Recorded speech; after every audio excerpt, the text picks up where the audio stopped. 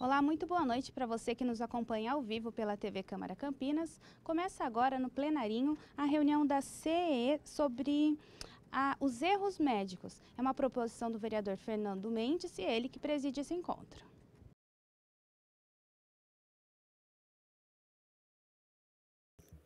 É uma satisfação muito grande. Nós estamos dando início aqui, através do plenarinho da Câmara, da nossa segunda reunião da Comissão de Estudos Especiais acerca do erro médico.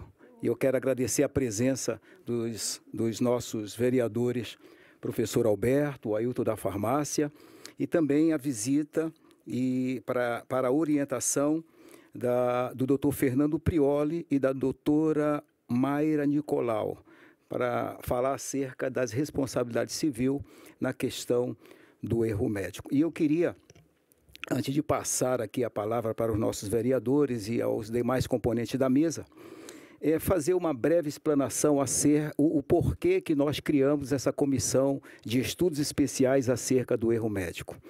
O erro médico hoje está se tratando de uma realidade agressiva, de uma situação real, e que gera desconforto, sofrimento para muitas pessoas. E nos veio, por conta das demandas, o vereador ele trabalha com demandas, nos veio o pensamento de poder, de alguma forma, ajudar a melhorar essa questão desse atendimento às pessoas que procuram o serviço médico. E nós começamos a pesquisar e chegamos ao entendimento que Campinas hoje tem a necessidade de ter um centro de apoio às pessoas que são vítimas do erro médico. Mas para isso nós temos que fundamentar e fazer haver um entendimento de que essa realidade ela é crescente, não só em Campinas, não só em São Paulo, mas em todo o país.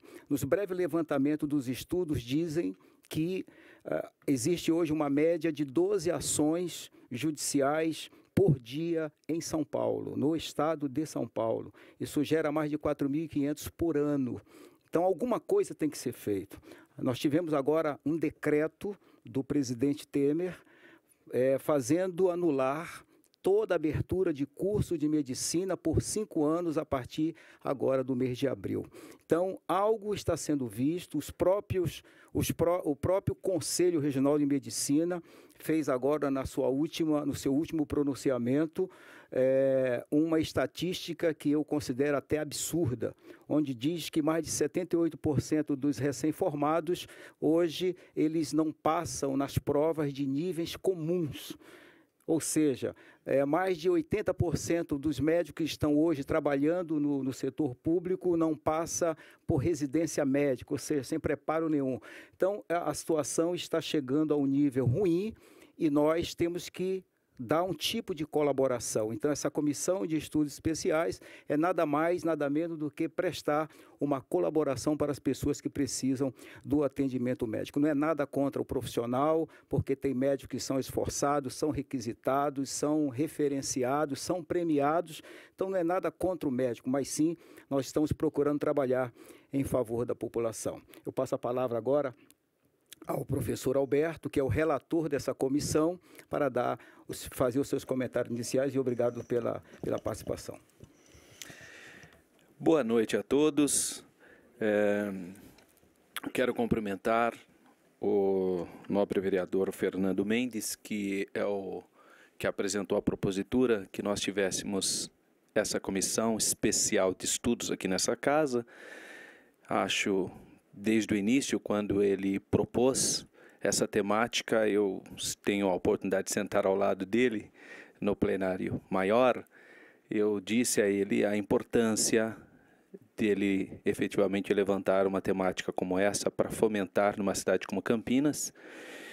E eu quero, então, uma vez mais, cumprimentá-lo pela iniciativa, também os vereadores membros dessa comissão, que é o vereador Ailton da Farmácia, o vereador Jorge da Farmácia, que não pôde estar aqui conosco, mas está nos acompanhando pela televisão e sua assessoria está aqui presente, o vereador Permínio, e é muito bom nós recepcionarmos profissionais do direito que possam trazer esclarecimentos relevantes para nós, como o doutor Fernando e doutora Maíra.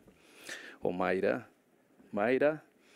E uma comissão como essa, ela vai abordar várias temáticas, mas o mais importante é, além dessa discussão técnica, jurídica, é muito importante o depoimento de pessoas que passaram por essa situação traumática e quase todos nós, no nosso cotidiano, nós podemos, infelizmente, deparar com situações assim. Por isso, independentemente da pessoa ter alguém próximo ou ouviu falar, é muito importante a gente conhecer essa situação e as possibilidades para que efetivamente as pessoas possam recorrer-se. Vereador Fernando Mendes, eu imagino que essa Câmara fica bastante enobrecida com temáticas como essa que Vossa Excelência traz para essa casa. Eu acho que é um momento oportuno, um momento que nós temos, sim, que fomentar esse tema, e Vossa Excelência traz esse tema para a cidade de Campinas já com elementos que apontam para essa necessidade como medida do próprio presidente da República em relação aos cursos. Acho também que o senhor é extremamente prudente e importante sinalizar que nós não temos nenhum problema com a classe médica. Pelo contrário, nós temos vários vereadores que são médicos ou que já passaram por aqui, né, como médicos, pessoas que nós temos todo carinho. Não, esse não é o caso. Pelo contrário, eu acho que a gente acaba contribuindo com essa classe. Quando pessoas que não estão totalmente qualificadas para exercer a medicina mexem com a vida da gente, né? Tem muita gente que vem a óbito, outras estão em situações terríveis, famílias são abaladas, então a sociedade perde e perde demais. Por isso que eu consigo enxergar e perceber nesse tema extremamente importante para nós estarmos discutindo nessa noite. Muito obrigado. Obrigado, vereador professor Alberto. Eu passo a palavra agora para o vereador Ailton da Paz. Boa noite a todos. Fique à vontade. Quero parabenizar o vereador e bispo Fernando Mendes por presidir essa comissão de estudos, né? A Mayra e o doutor Fernando, que vai estar aqui nos dando uma palestra de como orientação, né, desses casos aqui, de que acontece do erro médico, ao vereador e professor Alberto, né, nessa causa, aos outros vereadores também que não estão presentes aqui, o Permínio e o vereador Jorge da Farmácia, por questões, né, pessoais de outros serviços, não puderam estar aqui. E digo, eu estou atrás de um balcão de farmácia desde 1972. Né, eu trabalho isso, eu vivo isso. Eu vivo os erros médicos, as pessoas reclamando que não foi o que era para ter sido feito. E a gente vê nessa causa aí, quem tem condição vai para frente com o processo contra o médico. Quem não tem, vai fazer que a pessoa fique em casa e fica até tem uns problemas, até transtornos de depressão, alguma coisa, porque aquela doença que ele foi lá tratar, e ele não conseguiu tratar a doença não curou ele. Ele ficou doente por causa daquilo. Aquilo ali dá um processo psicológico na cabeça dele. Ele falou, pô, por que comigo? Será que Deus quis isso para mim? Não, foi um erro médico. Então, eu parabenizo vocês da plateia por estar aqui. É um assunto de extrema importância, porque isso acontece e não acontece nada. Acontece com a gente, com as pessoas que têm esse problema de saúde, vai lá resolver e volta com outro. E não se resolve nada, não há nem punição, nem nada.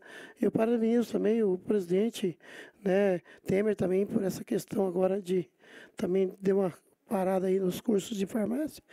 Pô, se um advogado faz um OAB, por que um médico não tem que fazer o treinamento, o curso todo, né, vice-presidente? Então, tudo tenha, né, a pessoa tem que passar por um teste, alguma coisa. A pessoa se forma hoje, às vezes não faz nada, já vai lá, clinicar de um dia para o outro, sem experiência.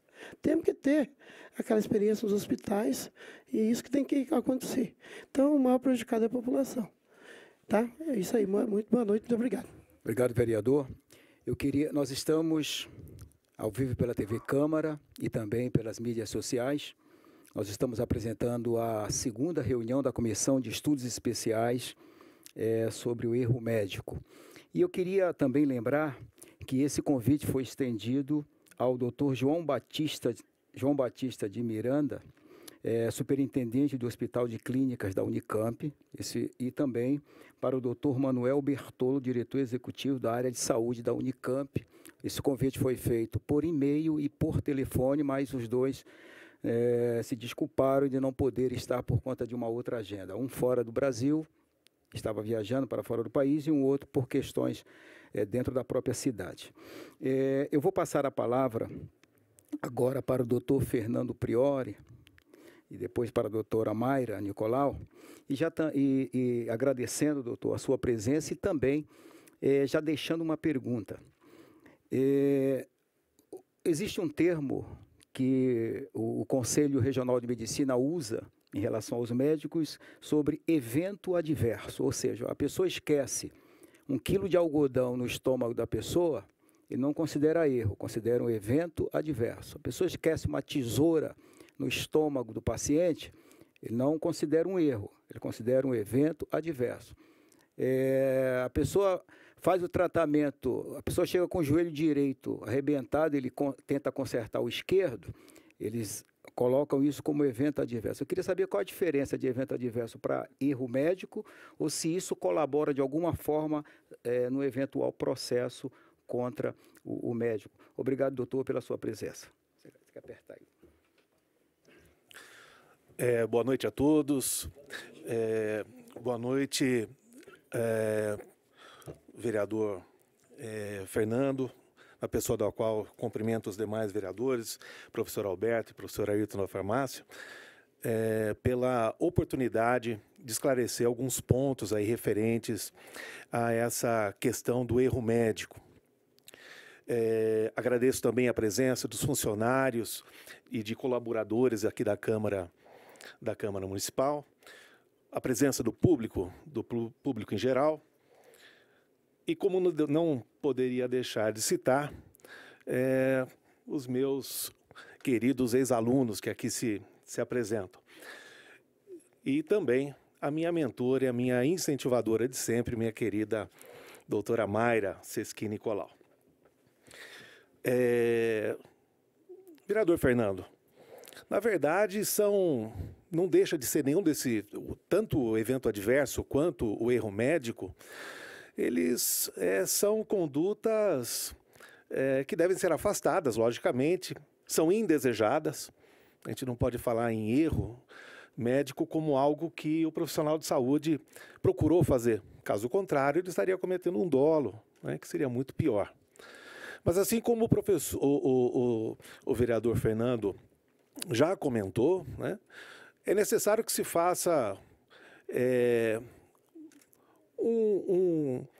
um aperfeiçoamento que tenha um nível de exigência maior aí em relação à formação dos novos médicos, né? Essa criação de demandas, essa criação de cursos, não só da área de medicina, mas de todas as áreas do conhecimento, certamente eles devem estar acompanhados de uma qualidade desse ensino. Não é simplesmente pegar o aluno, pegar esse novo profissional e jogá-lo à sua própria sorte no mercado de trabalho. Então, é louvável essa questão que a OAB faz, né? Esse exame que é exigido para que passe o profissional do direito a exercer a advocacia. Então, isso também, né, certamente trará muita segurança para aqueles que procuram o serviço médico, né? Agora, em relação a essa diferença, né, do evento adverso e do erro médico, quem vai tocar nesse assunto mais propriamente é a doutora Mayra, que ela é especialista também nesse assunto, mas não deixa de ser um erro, né? Não deixa de ser um erro. Mas, a grosso modo, é sempre algo que não era o desejável. Não era o desejável. Mas não deixa de ser também um erro. Quando a gente fala desse instituto, dessa responsabilidade civil do médico, o que se procura quando a gente fala nessa responsabilidade civil? Então, a primeira situação que a gente tem que tomar algum cuidado, nós temos que separar a responsabilidade civil da responsabilidade criminal. Então, na responsabilidade civil, o que se pretende? Nós pretendemos a recomposição do dano, ou seja, no direito civil, em se tratando de responsabilidade civil, o elemento essencial para qualquer tipo de responsabilidade é o dano. Sem o dano, não há responsabilidade.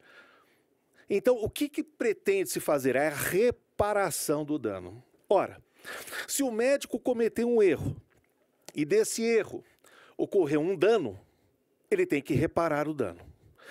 A reparação não necessariamente ela leva a uma indenização, porque eu posso reparar o dano sem indenizar. Por outro lado, não havendo essa possibilidade de reparação, aí é necessária a indenização. O que é isso? É essa conversão dessa reparação em perdas e danos. Então, aí vai indenizar na sua totalidade. Em que sentido? Tanto os chamados danos emergentes quanto os lucros cessantes. Ou seja, o que a pessoa efetivamente perdeu e o que ela deixou de receber, de ganhar. Então, aí há essa reparação, há essa indenização. Outro ponto que é muito importante, que merece destaque, é que a profissão do médico, assim como a profissão do advogado, nós, médicos e advogados, a nossa obrigação, vereador, não é uma obrigação. A nossa obrigação é uma obrigação de meio, não é uma obrigação de resultado. Qual que é a obrigação do médico? É tomar todas as cautelas, se utilizar de todas as técnicas, de todos os meios para salvar uma vida. Ou, de tudo isso, para minimizar o sofrimento, a angústia. Minimizar essa violação, né? Minimizar essa dor que a pessoa está sentindo. E quando a gente fala nisso tudo, extrapola até um pouco do direito civil e já vai um pouco até para a nossa Carta Magna, para o nosso direito constitucional. É direito da personalidade. É algo que nem precisaria estar nem na Constituição da República e tampouco está no nosso Código Civil. É muito mais ligado a um direito natural. Algo que todo mundo sabe que tem esse direito. É o direito à vida. E não só uma vida, mas uma vida digna. É isso que se pretende. E quando há violação disso, pode ensejar a indenização ou a reparação. Mas como eu disse para vocês, estava comentando com os senhores, essa responsabilidade, essa obrigação do médico é uma obrigação de meio. Ele não tem a obrigação de salvar. E não raras, às vezes, aparecem pacientes, aparecem pessoas no escritório que eles têm, olha, um determinado amigo, meu parente, alguma coisa veio a falecer, ele estava participando, estava tendo algum tipo de procedimento e acabou falecendo. Isso não necessariamente vai levar a uma indenização por um erro médico. Por quê? Porque pode não ser um erro médico. Assim como o advogado, que também tem obrigação de meio, ele não tem obrigação de ganhar todas as causas. Ele tem obrigação, assim como o médico, de utilizar toda a técnica, né? De todos os recursos, tudo que ele tiver ao seu alcance, mas não a obrigação de vencer a causa. Assim também o médico também tem a obrigação de meio, de se utilizar de todos os meios e todas as técnicas para tentar dar uma dignidade, uma dignidade para a vida daquela pessoa.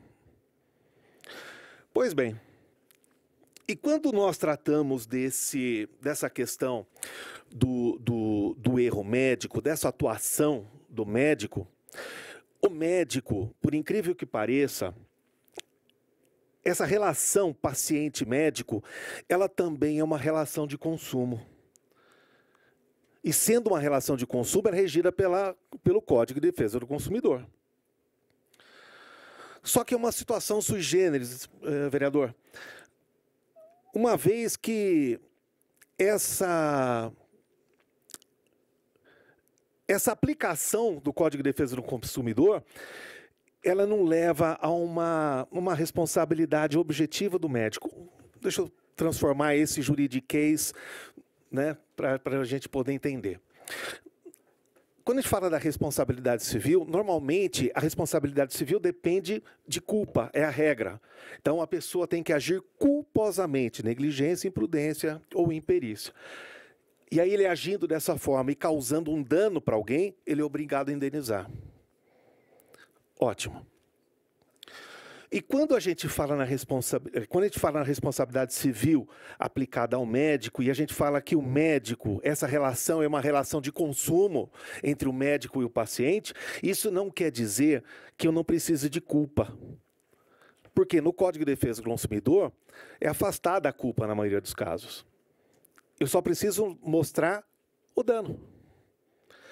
Pois bem, nesse sentido, a responsabilidade do médico, ela foge um pouquinho. É uma variante aí dentro do diploma legal. Em que sentido? Para o profissional da saúde, para o médico, ele precisa agir culposamente. Ele precisa que ele tenha culpa no evento, seja qual for ele. É preciso da culpa. Já o que não acontece em relação ao hospital. O hospital, a responsabilidade dele é objetiva, independente de culpa. Então, não é todo procedimento, e a doutora Mayra vai explorar um pouquinho melhor isso, não é todo procedimento que tem um evento danoso que pode ser aplicado aí a responsabilidade civil do médico.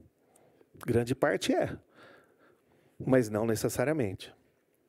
Por quê? O médico só terá a obrigação de reparar, de indenizar, quando ele agir culposamente. Negligência, imprudência ou imperícia. Então, para evitar que eu me alongue um pouco mais aqui, eu não posso ver o microfone na minha frente, eu vou passar para a doutora Mayra aqui. Obrigado, doutor Fernando Priori. E antes da doutora falar, você que nos assiste pela TV Câmara, você que está ligado conosco através das redes sociais, nós estamos apresentando a segunda reunião da Comissão de Estudos Especiais sobre o erro médico. Doutora, obrigado pela sua presença e eu também queria deixar uma pergunta. Nós sabemos que o ser humano, ao passar dos tempos, ele mudou de conduta, mudou de comportamento. Antigamente, todo fato negativo que acontecia no hospital era fatalidade. A pessoa ia ter a mãe, por exemplo, tinha uma criança, a criança nascia, morria no parto, levava essa criança para uma igreja católica ou uma igreja evangélica, fazia lá um culto, lamentava-se e dizia que era vontade de Deus ou uma fatalidade. Hoje, com o passar do tempo, acontece qualquer coisa, as pessoas já procuram a justiça. Como a senhora vê essa situação e também essa questão do aumento muito grande de demandas, de ações em relação a erro médico? Muito obrigado pela presença. Vou pegar o microfone. Pode puxar. Entendeu? Primeiramente, eu quero agradecer a todos, né? Na pessoa do vereador Fernando, né? Parabenizar por essa comissão de estudos ao erro médico, ainda mais considerando que é algo que está intimamente ligado à vida, né? E não somente a perda dela, né? Mas nas implicações, né? Que, na verdade, uma lesão pode impactar naquela vida digna, daquele ser humano que acaba sendo exposto aí a um erro médico, né? Para responder a essa pergunta do senhor, eu vou ter que voltar no início, né? Na sua primeira indagação, o que seria o evento, qual a diferença entre um evento adverso e o próprio erro médico? O evento adverso, digamos assim, ele é um gênero da qual é a espécie o erro médico. Né? São complicações não previstas, são complicações indesejáveis quando dá assistência àquele paciente. Mas essas complicações, elas podem ser ocasionais e, portanto, inevitáveis. Exemplo, né? Chega no hospital uma pessoa que está em estado terminal por conta de uma doença, de um câncer, né? É algo inevitável, é algo ocasional, é um evento adverso, né? Que vai acabar o que é uma complicação indesejável e que vai implicar diretamente naquela assistência àquele paciente. Mas também nós temos o quê? O evento que é evitável. E aí é que se enquadra o erro médico. Né?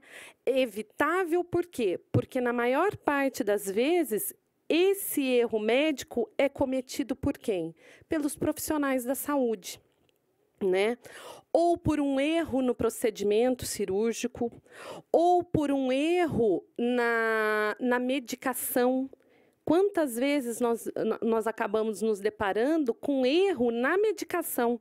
Né? Não se faz um exame para saber se o paciente é diabético ou não. Né? Chega uma pessoa que está ali naquele momento com toda a característica de um infarto, né? E porque a dor começa no estômago, medica como se fosse uma dor de estômago, né? E que acaba, então, um erro na medicação, um erro no diagnóstico, né? E mais do que isso, no próprio procedimento, e isso tem uma relação direta com o quê?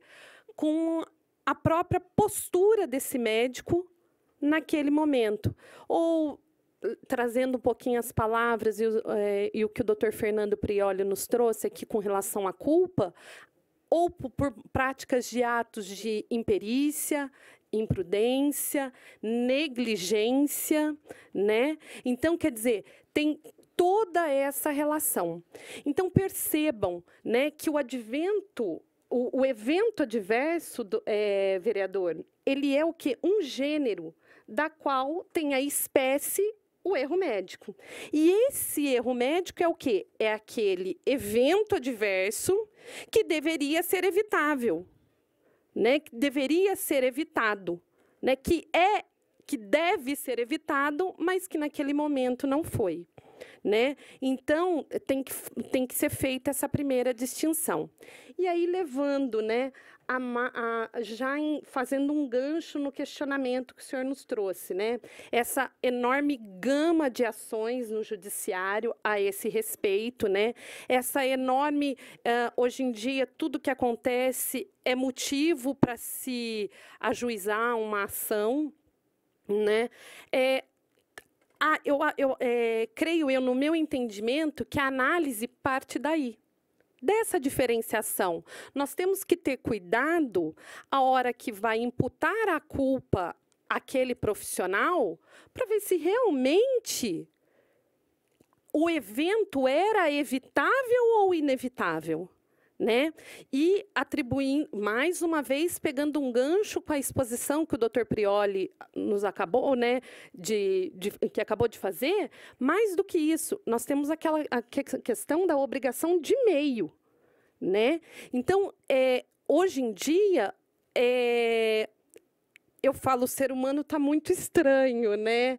Hoje em dia, eu olho para o ser humano, eu vejo o ser humano, tudo é motivo para briga, tudo é motivo para se acionar o judiciário, mas nós temos que ponderar isso também, né?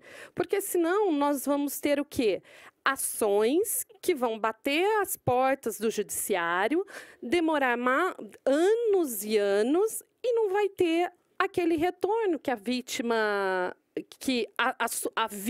pensa que deveria ter, né? É por isso que a diferenciação naquele momento, né, para que se pense em acionar a justiça, é no sentido, isso é um evento adverso que seria inevitável ou é um evento adverso que seria evitável e que, portanto, é erro médico? Respondi a sua pergunta, vereador. Parabéns, doutora. Com certeza nós estamos sendo muito bem orientados aqui nessa noite.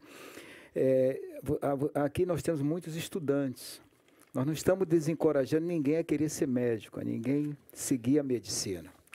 Porque, partindo de um certo ângulo, vai ter vontade de ser advogado, porque é o que está cuidando, é o que está sendo muito bem. Inclusive, eu falei ao nosso vereador aqui, que é advogado, eu falei, te especializa na questão do erro médico, porque... Bom, nós temos pessoas para fazerem perguntas e temos pessoas para fazerem depoimentos. Eu não sei como foi definido, tem um microfone aí.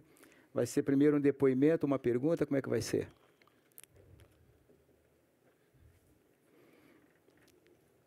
Vai ser um depoimento? Uma pergunta.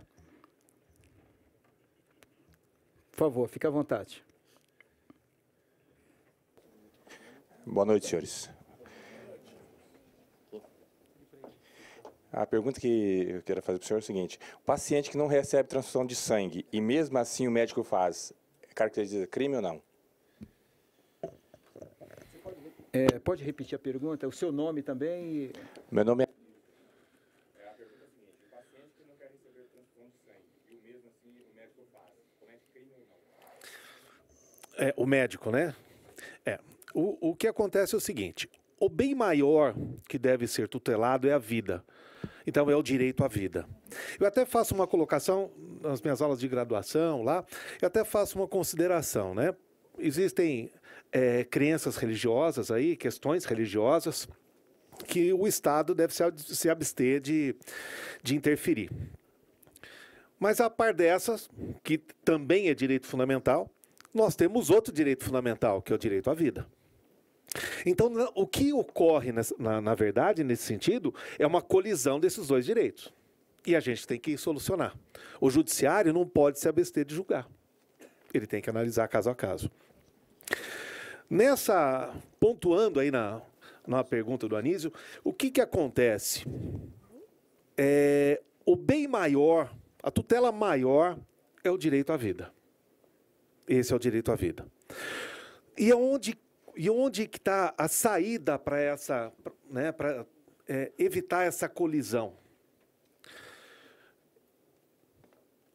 Quando se vai fazer vai se fazer um estudo, vai se fazer uma programação de como o médico vai atuar, logicamente, ele não deve obrigar, ninguém é obrigado a se submeter a um tratamento que pode lhe trazer a morte ou alguma sequela. Mas tem que se preservar a vida. E quando a gente fala nessa questão, principalmente testemunho de Jeová, né, que eles entendem que eles não podem, né, por questões religiosas, eles não devem se submeter à transfusão de sangue. Tem as suas razões, que ninguém discute isso. Mas o que acontece? O que a gente deve ponderar? Então, se tiver alguma outra possibilidade, algum outro tratamento alternativo, deve-se buscar. Hoje até, né, salvo melhor juízo, nós temos até a questão do sangue artificial, né, que poderia receber uma transfusão que não viesse de uma outra pessoa. Então, tudo isso deve ser buscado. Agora, em última análise, Anísio, não tendo condição de salvar uma vida, se for a transfusão de sangue realmente necessária, o médico tem a obrigação de realizá-lo. E mais, não precisa sequer de decisão judicial para isso. O médico e o hospital, eles têm a obrigação de realizar a transfusão e salvar a vida do paciente. É muito fácil quando a gente fala assim, eu não quero para mim. Não é isso? Eu não quero para mim. Eu até consigo discutir isso. Agora, deu entrada no hospital, está com um problema sério, a transfusão é a única forma de salvar a vida? Agora, quando você entra com o filho no colo, 2 anos, aí você fala, não quero que faça transfusão no meu filho, fica mais difícil de a gente entender, né? Está respondido? Certo. Não comete crime. Nós temos mais uma pergunta, por favor. Boa noite a todos, meu nome é Ronaldo. Pergunta seguinte, na assinatura do termo de consentimento do procedimento médico, nem sempre o profissional explica o possível risco daquela intervenção. Como proceder nesse caso? Assim como... Desculpa, seu nome? Ronaldo. Ronaldo, como eu já fiz uma colocação inicial aí, essa relação do médico com o paciente, ela tramita sobre orientação do Código de Defesa do Consumidor. E quando se faz esse termo, né, termo de consentimento, né, esse termo de consentimento, isso é em observância a 2 princípios. O princípio da transparência, né, e também o dever de informação. Então, o médico, ele deve, embora ele tenha obrigação de meio, mas ele deve, esse dever de informação, né, ele deve ser respeitado, e a pessoa que está sendo submetida àquele tratamento médico, né, ela tem o direito de saber quais poderão ser as suas consequências. Mas tudo isso, Ronaldo, nós estamos partindo da premissa de que a pessoa seria uma cirurgia eletiva, alguma coisa assim. Porque a hora que chegou no PS lá, né, e tem que fazer, vai fazer. Tá certo? Agora, essa relação médico-paciente também é uma relação de confiança. Então, o médico, dificilmente ele vai deixar de apontar alguma coisa nesse termo, porque seria até a salvaguarda dele, né? Tentar uma possível excludente de responsabilidade, alguma coisa assim. Né? Então, esse é um dever que ele tem. Ele tem o dever de orientar, não teria nem por que ele fazer de forma diversa. Está respondido? Próxima pergunta. Meu nome é Jonas. Doutor Fernando, aí na sua fala, falou a respeito da relação de consumo. A doutora Maíra falou aí de relação de meio. Então, trazendo para a questão de é crime ou não é crime, eu pergunto o seguinte, o médico, ele comete crime em caso de não atendimento de urgência, sobre a falsa alegação de que não há vaga no hospital, isso quando o paciente não tem condições suficientes para dar uma garantia financeira para aquele atendimento, mesmo sendo um hospital particular. O que fazer nesses casos? Jonas, né? Jonas, a falsa comunicação aí de que não haveria vagas, aí realmente, só pela falsa alegação, a gente já percebe que é algo deplorável. Mas o que é mais importante aí, o que acho que é mais a questão de fundo, é essa questão da caução, né, que se dá nos hospitais. Isso. Não é isso? E para isso, quando a gente está falando dessa relação de médico-paciente, em que é utilizado o Código de Defesa do Consumidor, mas mesmo que não fosse, essa relação, quando ele chega até o hospital, que é um hospital particular, ele vai pagar, né, ou o seu convênio vai pagar pelo tratamento, Jonas, ele está realizando um negócio jurídico. Ele está realizando um negócio jurídico. E o negócio jurídico, ele tem como principal pilar, na principal coluna, a livre manifestação de vontade. A vontade da pessoa que quer realizar um negócio jurídico, ela tem que ser livre. E se houver o chamado vício do consentimento, ou seja, a vontade externada é diferente da vontade que ele realmente tinha, esse negócio pode ser anulado. Ele é anulável. E essa questão que você colocou aqui é justamente uma dessas. é o estado de perigo. No estado de perigo, se demonstrado o estado de perigo, eu cheguei lá, eu estou com meu filho no colo, meu filho vai falecer, o hospital não tem nada a ver com isso, o médico não tem nada a ver com isso. Não foi ele que causou aquilo. Mas ele chega lá sabendo da minha angústia, e aí ele me faz realizar um contrato, um negócio extremamente oneroso, que se não fosse aquela situação eu não faria. Esse é o estado de perigo. O negócio anulado. Pode dar o cheque, você vai lá e tira de volta. Tudo bem? Oferecido o prazo, respeitado logicamente os prazos prescricionais. Próxima pergunta. Boa noite, meu nome é Silvaneide. Eu vim mais fazer uma pergunta por causa de uma mãe até já questionou sobre isso. O filho dela, aliás, a filha dela estava grávida, foi ganhar o filho, foi até o hospital, teve a gestação, só que a criança faleceu. Segundo os médicos, falavam que não, que foi por causa da demora da mãe poder ter ido.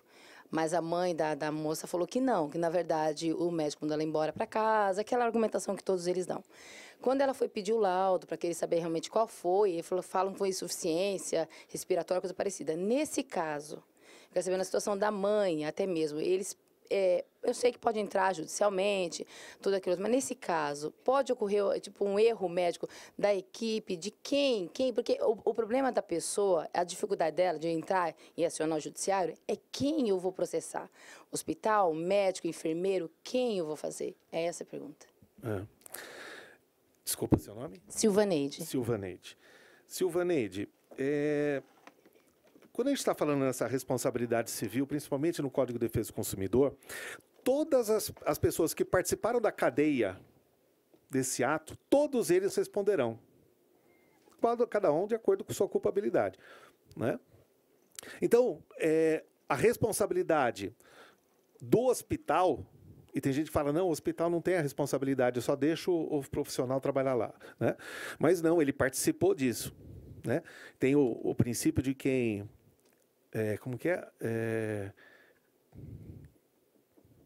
quem ofere os cômodos, suporta os incômodos, né? Então, nesse ponto, o hospital responde objetivamente, ou seja, independentemente de culpa. E a equipe médica vai responder vai a ele é aplicada a responsabilidade subjetiva, dependente de culpa. Mas todos eles responderão. Por quê? Todos eles participaram dessa cadeia, dessa relação de consumo. Respondido? Próxima pergunta. Boa noite, meu nome é Celso. Boa noite os vereadores. Boa noite, doutor. Partindo da premissa de que o prontuário médico hoje é lei que se entregue ao paciente, o que o paciente deve fazer, o paciente ou o familiar do paciente deve fazer quando o hospital se nega a entrega do prontuário? Celso, em primeiro lugar, parabéns pela camisa. Ganhou meu respeito. Celso, a questão do prontuário, realmente, hoje, os hospitais ainda se negam a fazer a entrega desse documento. E ele é obrigado a entregar, né? Então, quando o hospital livremente não entrega, aí tem que ser pedido judicialmente. Mas é importante que o paciente, quando ele vai fazer esse pedido, ele não faça esse pedido verbal. Que ele leve um documento, ele faça um protocolo, que aí, de acordo com esse protocolo, aí a gente vai poder indicar que ele não conseguiu fazer a entrega e aí fazer a medida judicial cabível. Mas se não for feito, né, se houver aí a negativa, tem que ser feito através de judicial. Ok, obrigado. Próxima pergunta. Boa noite a todos. Meu nome é Givaldo Lima. Diante de uma revascularização no miocárdio, uma pessoa entra, faz a cirurgia, para os rins, o pulmão e o sangue coagula. Diante desse quadro, é erro médico? Eu não sei. Morreu a pessoa? Não. E outra coisa, eu não consegui nem entender.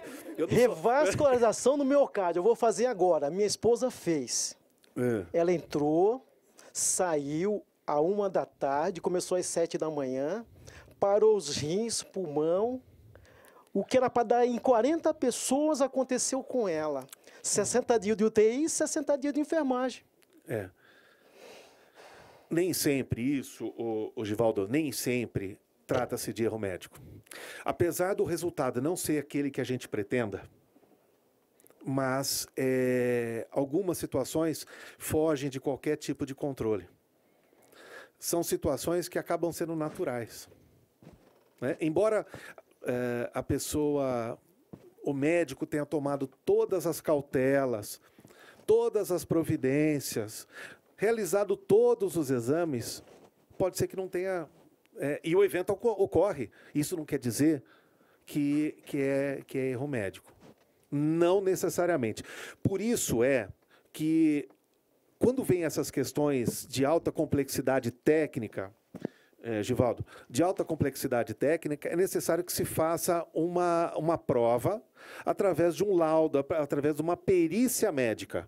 Então, um médico de confiança do juízo vai examinar todas aquelas questões, todos aqueles exames, os prontuários aí que o Celso acabou de falar e verificar se foi erro médico ou não. Ou seja, se o médico tomou todas as cautelas, usou de todos os meios para evitar, mas é inevitável. Minha esposa ficou paraplégica há 11 anos. Eu que sou cuidador. Muito obrigado pela atenção. Então, minha esposa ficou paraplégica. Aí eu falo para vocês, erro médico. Aí fica aquela incógnita. Ela entrou andando e não saiu andando. Mas aí, o Givaldo, é caso a caso. Né? É caso a caso. O prontuário médico dela é uma Bíblia, está lá em casa. Eu fiz a cópia. Se o senhor ver, é uma Bíblia. Você entrou na justiça? Entrei na justiça. Então, e aí? Estou aguardando até agora. Primeiro a justiça do Papai do Céu, depois a justiça dos homens. Esperei com paciência pelo Senhor e escutou o meu clamor. Muito obrigado. Vamos a um depoimento. Boa noite, eu sou Cleide Duarte dos Santos. Em 2014 eu sofri uma dor de cabeça muito forte e fui levada ao Hospital Ouro Verde pelo meu esposo. Eu já fui inconsciente, carregada pelos braços dele. E ao chegar no hospital, eles falaram que eu estava apenas com uma crise muito forte de enxaqueca. Eu agora estou com dor de cabeça, por conta do ar-condicionado. E vai dar tempo de eu chegar na minha casa e tomar meu remédio para passar essa dor. Eu fui inconsciente. E aí, nisso, eles me deram um soro. Eu fiquei lá, tomei esse medicamento no soro, a dor passou. E meu esposo me trouxe embora. Eu fiquei 15 dias perambulando de hospital em hospital. Mário Gatti, até chegar na PUC, onde foram feitos todos os exames, uma ressonância, e aí eu já não estava mais com um aneurisma, eu estava com 5. Porque foi fechando os vasos e impedindo a passagem do sangue, meu cérebro muito inchado. O médico me levou para a sala de cirurgia com pouca chance de eu sobreviver e sair de lá. Eu fiquei sem sequela, não tenho sequela nenhuma, trabalho, dirijo, faço todas as minhas coisas, mas... eu acho assim, que uma dor de cabeça, você consegue sair daqui e ir para sua casa, tomar o remédio e ela vai passar.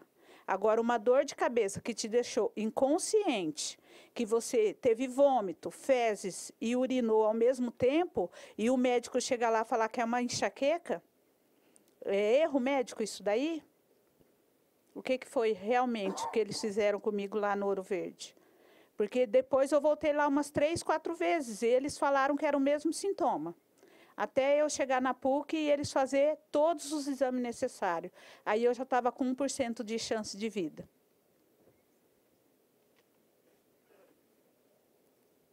Posso falar? Pode. Desculpa, seu nome? Cleide. Cleide.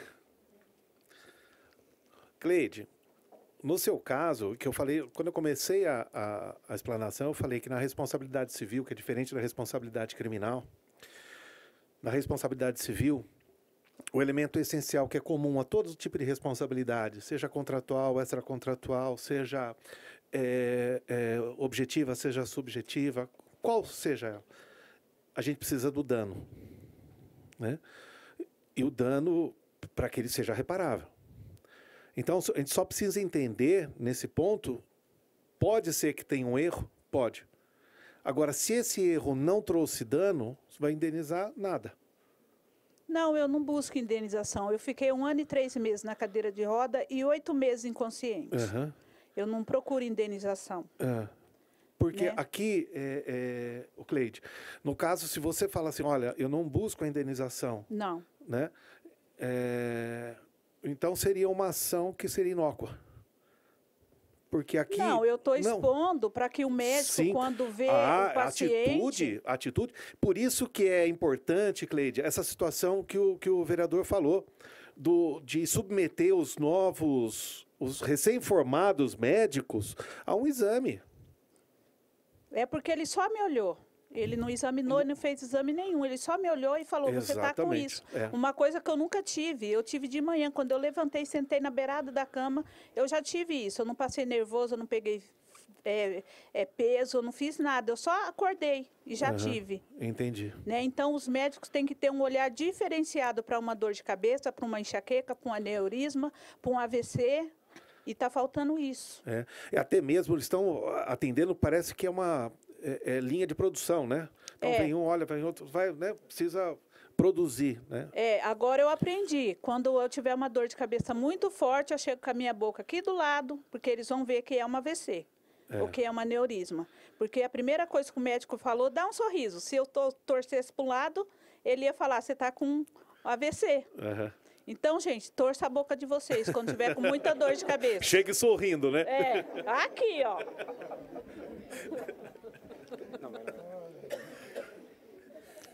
Boa noite a todos, eu sou Isa De Lucas. Primeiramente, quero agradecer ao vereador Bispo Fernando pela oportunidade de estar contando um pouquinho a minha história, os doutores advogados pelo suporte e os vereadores na mesa. A minha história, gente, com erro médico foi assim, eu tinha um desgaste no quadril, eu comecei a sentir muitas dores. E eu vi que eu tinha necessidade de fazer uma cirurgia. E procurei o hospital, né, me prontifiquei, falei que eu precisava fazer uma cirurgia, eles me apresentaram a melhor cirurgia, que era uma artrodese. Eu cheguei no hospital, eu andava perfeitamente, não tinha encurtamento na perna, e isso também não foi o problema que eu adquiri na cirurgia, mas o pior problema que eu adquiri foi durante a cirurgia, foi uma cirurgia de grande porte, ele me falou que seria uma cirurgia de 3 horas, foram uma cirurgia de 6 horas. Eu tive uma trombose horrível, eu quase morri. E o mais grave foi que, no término da cirurgia, o médico principal, o especialista, foi no meu quarto. E quando ele chegou lá, ele pediu para fazer ele foi levantando a coberta e pedindo para fazer um teste no meu pé. Pediu para que eu empurrasse a mão dele. E eu tentei por várias vezes empurrar, meu pé não mexia de forma nenhuma, não tinha movimento nenhum no pé. E ele insistiu, empurra, faz força. Eu falei, eu estou fazendo. E o pé não tinha movimento nenhum. Eu saí do hospital, ele só alegou que era por conta do inchaço, porque a minha perna estava muito inchada devido à trombose que eu tive. E conforme fosse desinchando a minha perna, os movimentos voltariam. E isso não aconteceu. Até hoje, eu tenho um encurtamento na perna de quase 4 centímetros. Eu precisei de muito tratamento, ainda assim, não tive nenhum resultado, porque foi uma lesão irreversível no nervo ciático.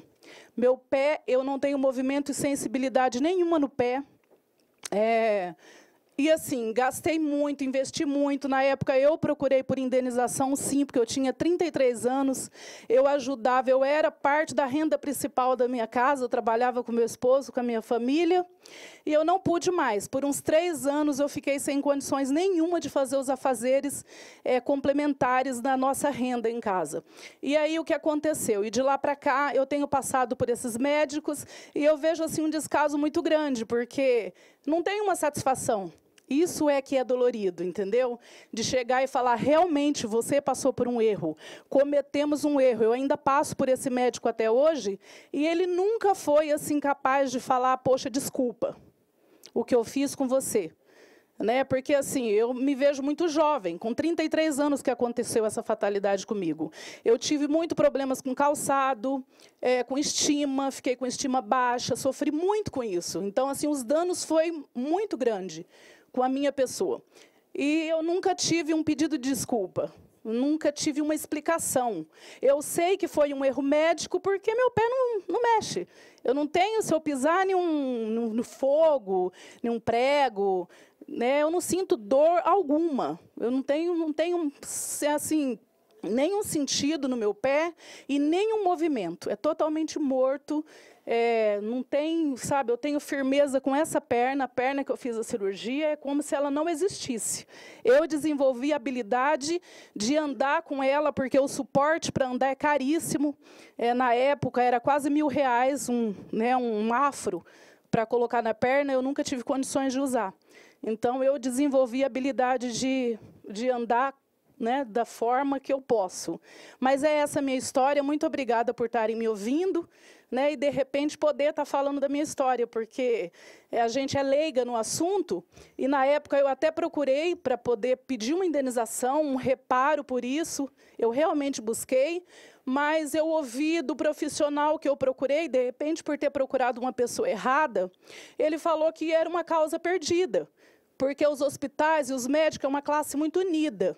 E eles não se unem, eles não dão depoimento um contra o outro. E eu, com a estima baixa, muito para baixo, muito chateada com o que aconteceu, eu realmente deixei e não fui em frente. Mas agora eu agradeço de coração essa oportunidade de estar contando a minha história para vocês. Muito obrigada. Obrigado. Eu quero, antes do doutor falar, vocês querem falar alguma coisa a respeito da situação?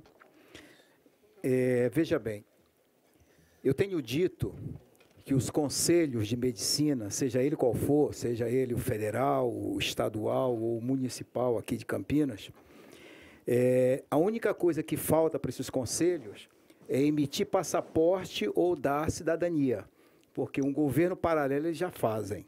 O que ela falou ali acerca de que é caso perdido, isso eu já ouvi também. Pessoas dizer até para mim, que tenho falado sobre erro médico, tenho falado sobre a optometria, no caso relacionado à oftalmologia, que eles são um grupo muito fechado, mas a partir do momento que eu tenho visto, eu fiquei fora do Brasil 10 anos, quando eu voltei para o Brasil, eu saí do Brasil em 2000, voltei em 2010.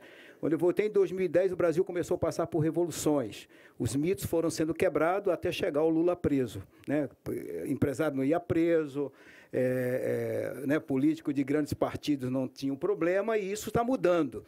E eu tenho muita esperança que essa questão relacionada aos conselhos de medicina, que se colocam acima da legalidade, isso vai mudar.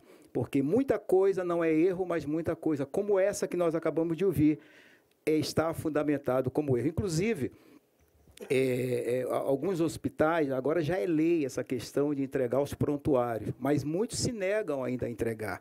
Por isso que tem que haver fundamentação, tem que haver... Eu lembro que houve uma situação aqui no meu gabinete que a pessoa foi no hospital, Mário Gatti, e disseram, não, nós perdemos o seu prontuário. Eles me vieram, então eu fundamentei um ofício para que eles me respondessem por escrito que realmente eles tinham perdido. A hora que a pessoa levou lá com um endereçamento da Câmara, eles disseram, não, nós achamos que está aqui seu prontuário. Então, tem que ser vergonhice na coisa, né? Então, eu vejo que, como falamos, não temos nada contra o profissional, contra o médico, mas nós sabemos que todo profissional erra. Só que todo profissional que erra tem suas punições, né? Então, se um engenheiro erra, ele tem a punição dele. Se o advogado erra, tem a punição dele. E o médico erra, tem que ter também. Uma pessoa, infelizmente, não pôde vir, que a esposa faleceu no erro médico. Ele ganhou a causa, mas ele ficou 6 anos para receber. E só recebeu porque fez acordo, Então, são situações que a gente vê que existe sim uma força, existe um contraponto, mas nós acreditamos que uma comissão como essa, com profissionais que sabem dar a direção correta, nós podemos ajudar de alguma maneira ou fazer mudar de alguma forma essa questão do atendimento. Algum vereador quer falar alguma coisa? Por favor. Obrigado, bispo. Eu só queria entrar uns questionamentos aqui. No caso, mas o fato de dar o cheque calção já caracteriza o crime e o dever de indenizar, é uma delas, né? E o outro também é a obrigação do meio médico e a não obrigação vale também para cirurgias estéticas, né? No caso, já de mais hoje. Nesse país, o que tem mais hoje é a cirurgia estética. O pessoal está fazendo muito, né? E também, se sempre as ações judiciais contra o médico, se o médico não teve tais condições necessárias para fazer devidos procedimentos, porque o hospital não oferece a infraestrutura e, por isso, acaba prejudicando o paciente. Seriam alguns questionamentos. Vereador, exigiu o cheque que eu estava falando para vocês, né, que eu estava colocando para os senhores, para o público. O que a gente está trabalhando, né, essa proposta é em relação à responsabilidade civil. Né? Então, essa questão deles exigirem pode dar um dano moral? Pode. Né? Em qualquer tipo de ação, mesmo que não tiver, o que precisa ter é o dano.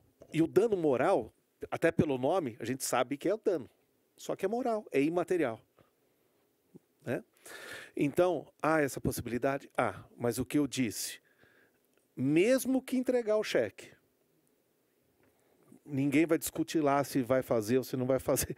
Você vai chegar lá, você vai dar o que você tiver para fazer, ou para que ele seja atendido. Mesmo que fizer. Tá? Esse ato, esse negócio é um negócio anulável. Tem que requerer. Essa é a primeira questão. A segunda...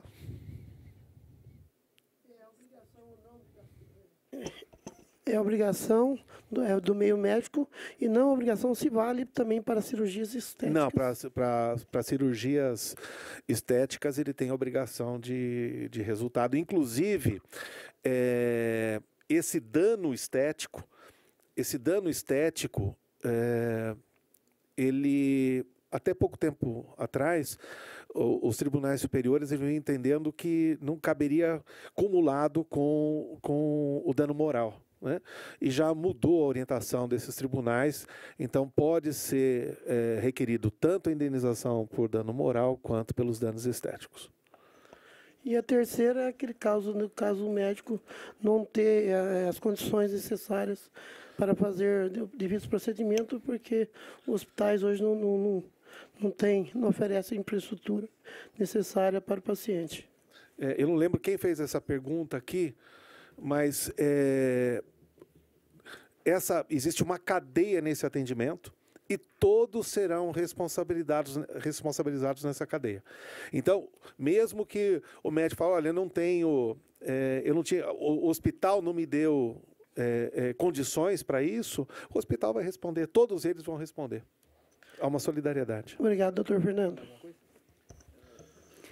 Muito bem, nós estamos chegando aos momentos finais aqui da nossa comissão e eu quero, antes de passar a palavra para as considerações finais, eu quero deixar aberto o gabinete 10 para todos vocês que estão aqui presentes e aqueles que nos assistem também, de poder nos procurar caso você tenha algum tipo de situação relacionada a erro médico. Por exemplo, nós temos um e-mail, o erromédico2018@gmail.com. Não sei se a TV Câmara consegue colocar para nós, erromédico2018@gmail.com.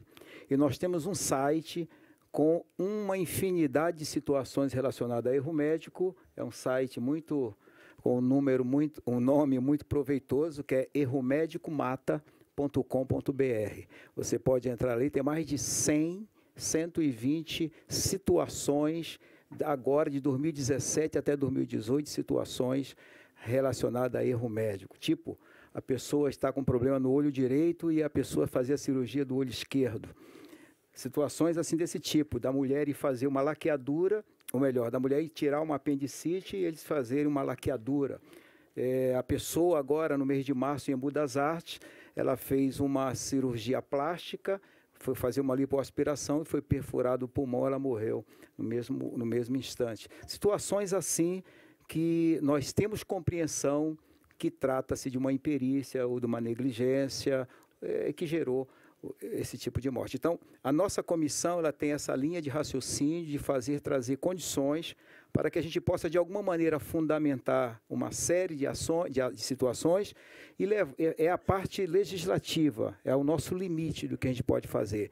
E fazer com que haja uma sensibilidade no Executivo para que Campinas venha a ter um centro de atendimento a pessoas que se vejam vítimas dessas situações de eventos adversos ou de erro médico. Doutora Mayra, muito obrigado pela sua participação aqui e eu lhe passo o microfone para as suas considerações finais.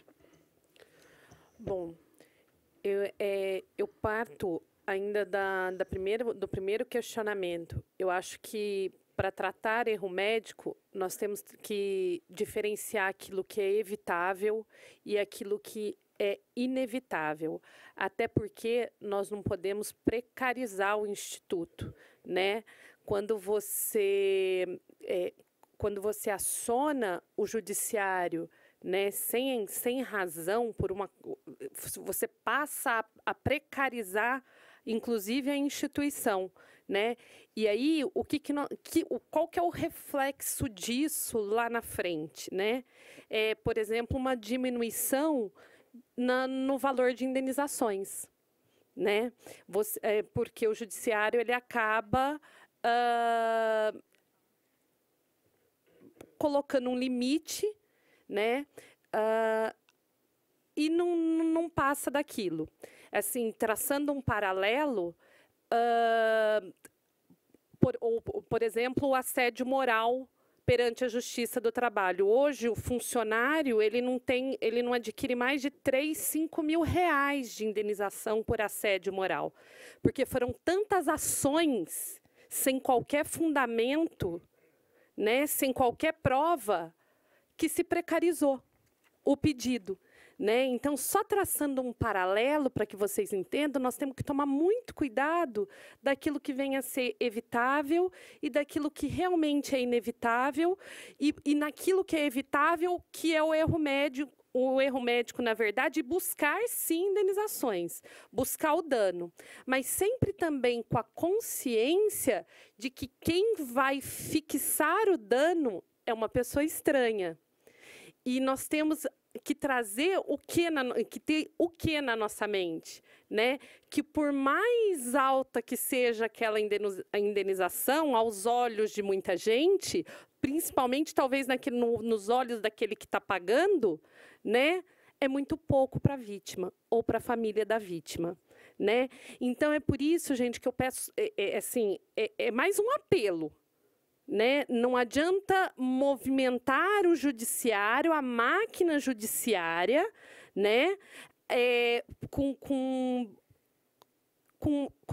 ações que o próprio organismo, com causas naturais, que você não vai conseguir buscar uma prova, né? Porque aí o que você vai fazer? Lá na frente, nós vamos precarizar o Instituto. Por isso que assim, eu oriento a todos que procurem, sim, um advogado numa intercorrência, né, na vida que tenha tido, né, para que ele oriente, que ouça bem quais são as diretrizes traçadas, né, e advogados o quê? Responsáveis. Né? Porque senão você corre o risco de começar a precarizar o Instituto e aquele que realmente merece uma indenização, né, acaba recebendo nada, né, ou praticamente nada, tá? Meu muito obrigado pela atenção. Agradeço, vereador Fernando, ao senhor, aos demais componentes da mesa. Muito obrigada pela atenção aí. Obrigado, doutora Mayra. Eu passo a palavra agora ao vereador Ailton da Farmácia para suas considerações finais. Bom, primeiro, agradecer novamente, né, o Fernando e a Mayra pela explanação, tá? O Fernando Bispo, vereador Fernando Mendes, também agradecer, e nós vamos continuar trabalhando em cima disso, né, Bispo?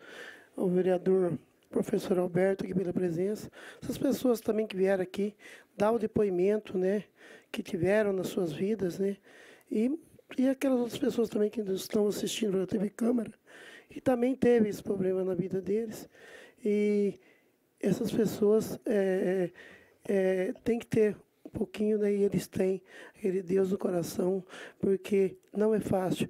Você pegar uma doença hoje, curar, fala assim, graças a Deus.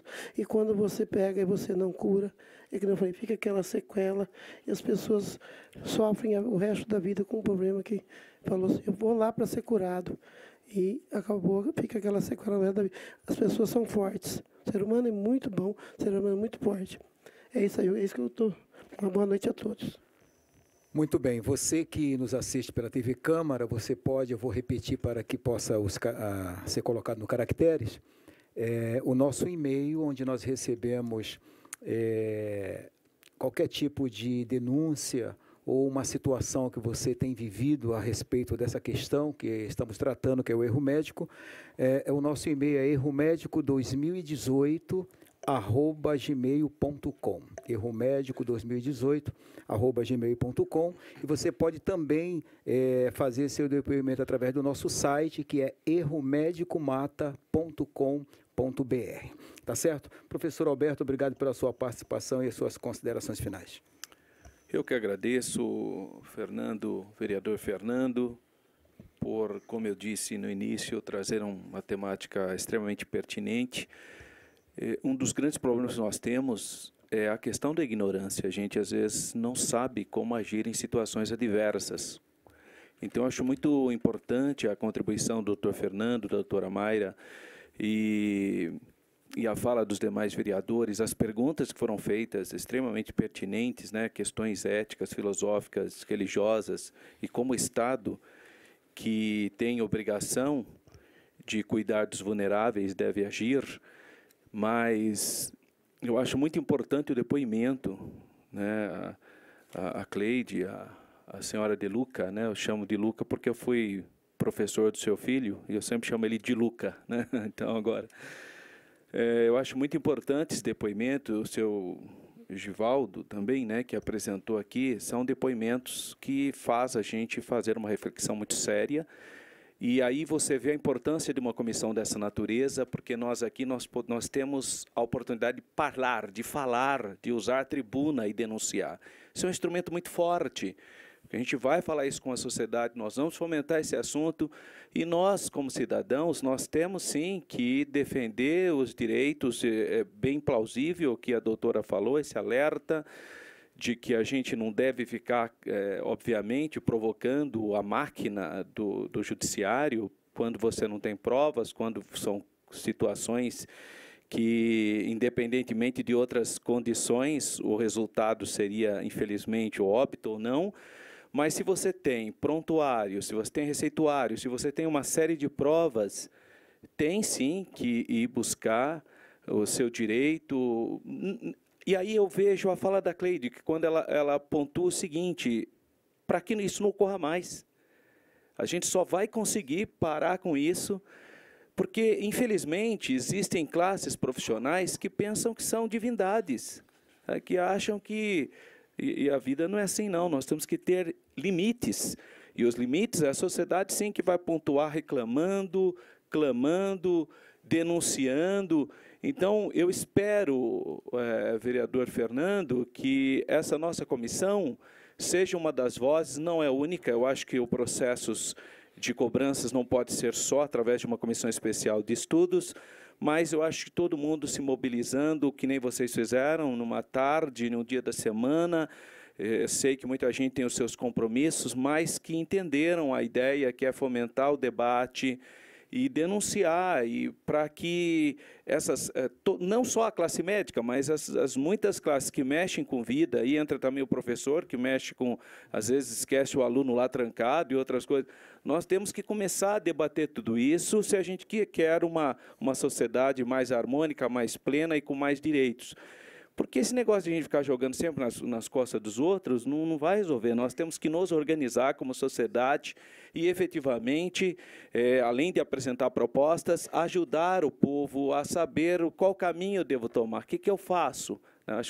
Acho o grande problema, e essa ideia do vereador, sem dúvida, vai ser uma ideia que nós vamos lutar com todo empenho, de ter um centro que acolhe a pessoa que está passando por uma experiência tão traumática, sozinha às vezes, sem saber, meu Deus do céu, já passa por uma experiência tão difícil, e depois não ter aonde ir, não tem com quem falar, não tem um abraço, um acolhimento básico, humano, né, para que a pessoa minimamente se recupere para poder ir em busca dos seus direitos, né?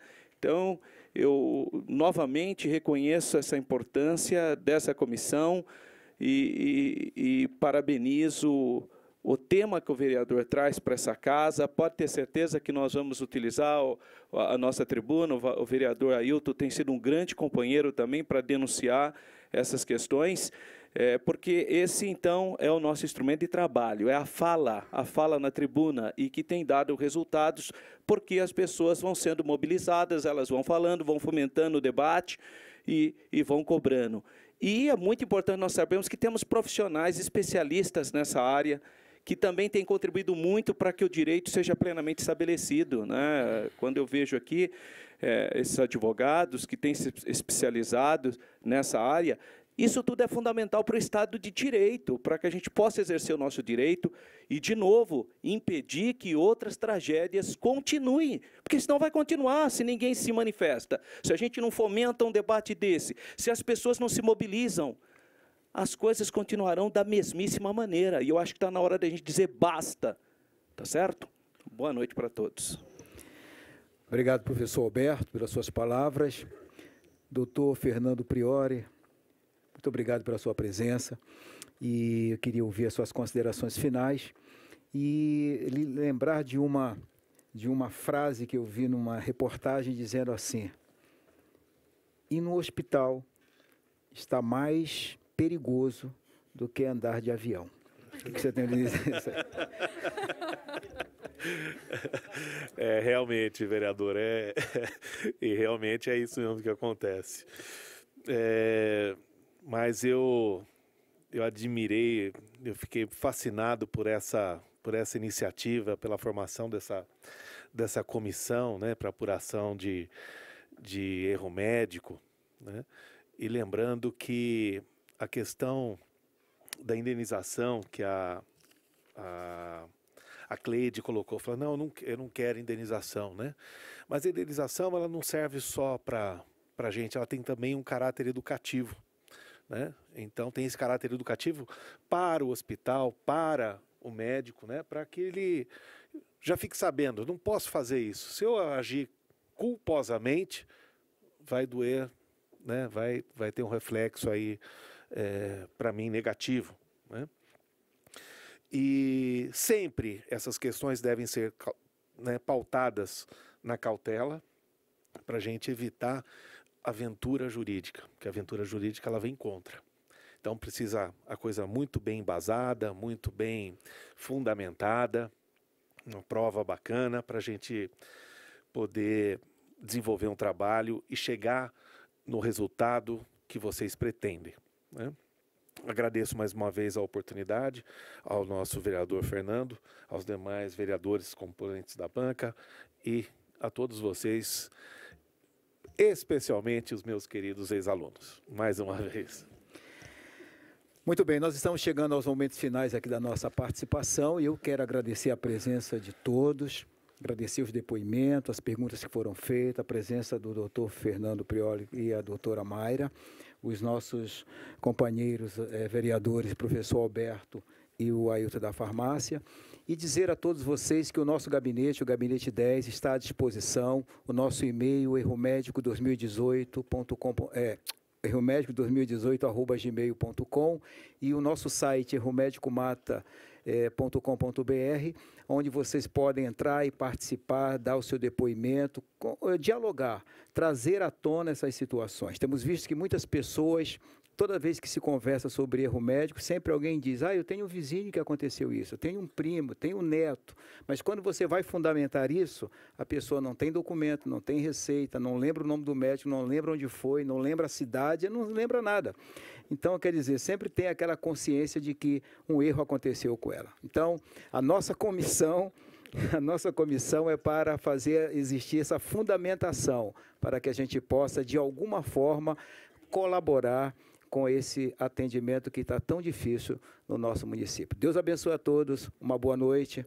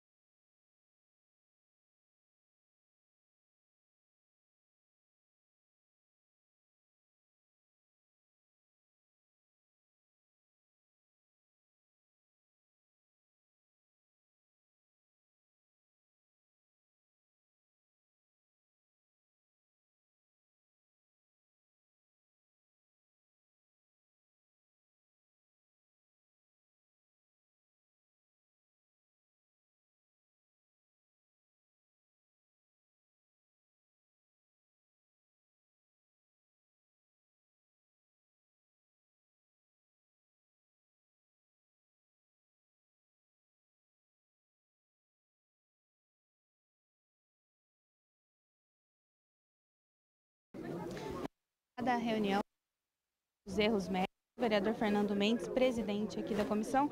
Vereador, a gente teve uma participação muito grande da comissão, muitas dúvidas. Gostaria que o senhor fizesse um balanço desse encontro.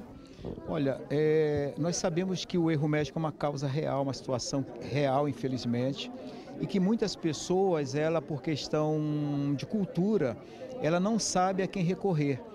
E muitas vezes também ela não sabe nem se sofreu um erro médico, porque às vezes ela tem uma situação adversa e ela já entende que foi um erro médico. Então, uma comissão como essa, trazendo pessoas capacitadas, pessoas esclarecidas, advogados, naturalmente a pessoa vai se sentir fortalecida para poder tomar uma decisão caso algo já tenha ocorrido com ela ou caso algo venha a ocorrer, né? Porque o profissional médico, ele trabalha com a vida, ele se esforça, muitas coisas são fatalidades, mas tem coisas que é uma questão de negligência ou de imperícia ou até de um erro mesmo. Então, a comissão ela tem essa linha de raciocínio, trazer uma condição para que a gente possa, de alguma maneira, ajudar as pessoas que precisam do serviço médico serem bem atendidas. Vereador, a comissão disponibilizou aí plataformas digitais para que a população encaminhe reclamações ou perguntas. Gostaria de saber como está essa participação popular e também quais são os próximos passos da comissão. Olha, está uma participação bem ativa. Nós temos o nosso e-mail, que é o erromédico2018@gmail.com, e temos um site, o erromédicomata.com.br. Muitas pessoas têm participado, têm dado depoimentos, até de outros estados. As pessoas têm falado conosco, então a gente vê o seguinte, nós abrimos uma oportunidade, nós criamos uma condição, nós trouxemos um fato novo para as pessoas poderem se manifestar acerca de situações assim tão complicadas e difíceis. Tem pessoas que perderam parentes, tem pessoas que estão com problemas físicos, que elas têm uma baixa estima, pessoas estão abaladas e agora com a nossa iniciativa elas começaram a nos procurar e começaram a falar e estão recebendo orientações. E tudo começa pelas plataformas que nós colocamos à disposição.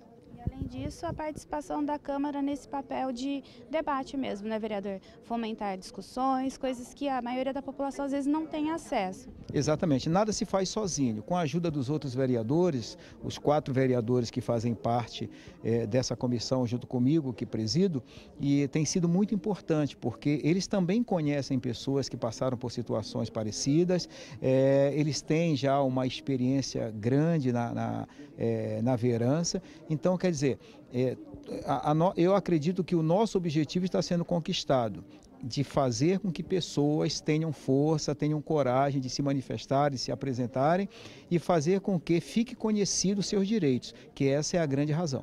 Vereador, então a TV Câmara vai continuar aí acompanhando os passos da comissão. Parabéns pela iniciativa. Eu que agradeço e agradeço à TV Câmara, agradeço aos profissionais, porque, como disse, nada se faz sozinho, um ajudando o outro. E as pessoas estão precisando dessa ajuda. Eu tenho certeza que essa nossa iniciativa, essa nossa reunião aqui hoje transmitida, vai trazer muito retorno, principalmente em termos de orientação às pessoas. Obrigada, vereador. Boa noite. Muito obrigado, boa noite a todos. E vocês de casa, se quiserem rever essa ou outras reuniões da Câmara Municipal, depois elas ficam disponíveis no YouTube. O endereço é youtube.com/TV Câmara Campinas. Lá você escolhe a sua playlist, o programa ou reunião que você quer acompanhar. Muito obrigada pela companhia e até a próxima. TV Câmara Campinas.